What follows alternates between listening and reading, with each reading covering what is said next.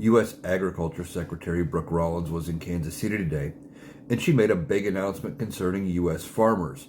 Now, with this U.S. First international aid program, they are going to be purchasing 417 metric tons of food from farmers for their U.S. First international aid program, which is going to be helping low-income people around the world with a spin that was U.S. First. Okay, that's interesting and also dumb.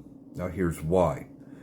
It's interesting because this government, this administration, has been trying since the beginning to get rid of USAID, the foreign aid arm of the United States government that was buying grain and farm products from farmers to feed people, around the world. Okay, and last year they bought 1.1 metric tons of food.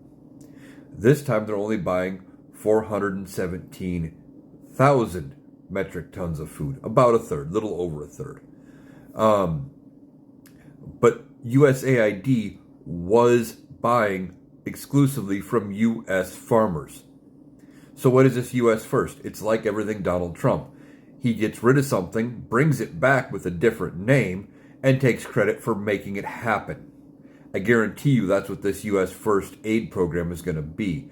He wanted to get rid of USAID because he didn't like the fact it already existed. And then when the backlash from it being torn down or dismantled happened, he said, okay, we'll bring it back, give it a new name that I can take credit for.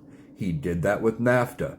And then he's done that with other things. He wants credit for things that other people have done just so he gets credit for the rebrand. That's all he cares about. He cares about perception.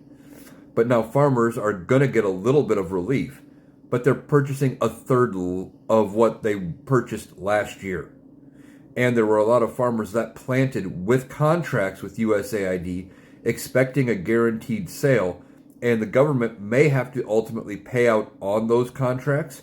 I'm sure there's going to be court cases about that, and we don't know what's going to happen with those. But now they're saying, well, we're only going to purchase 417 metric tons of food. Well, what happens to the other two-thirds of what you had purchased last year that I'm sure you were going to be purchasing this year if you would have left things alone? Going to rot in the fields? Probably. But this administration doesn't think things all the way through. They do things, they react, they want to rebrand. It's not a good way to run a country.